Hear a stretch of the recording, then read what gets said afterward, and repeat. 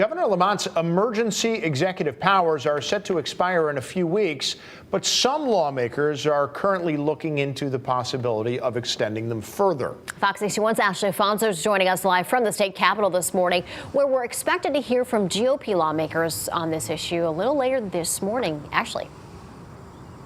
Yeah, Tim, Erica, good morning to both of you. Since the pandemic began, Governor Lamont has been given these emergency powers to make those executive orders. He's made 91 executive orders since the start of the pandemic, to be exact. Now, those powers are set to expire on April 20th, but the state legislature already looking into extending them. The GOP, however, saying not so fast. They believe Governor Lamont has been given too much power, and some of it should be left up to the state legislature.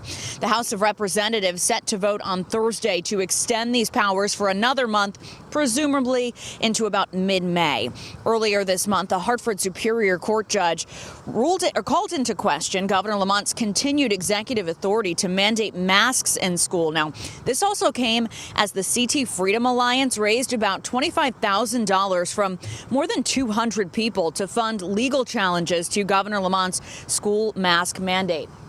So Senate Republican leaders going to be holding a news conference a little later this morning, happening at 9:30, to discuss this very issue and where they stand on it, where they stand on extending Lamont's executive powers there. Of course, we'll bring it to you live as it happens right here on Fox 61.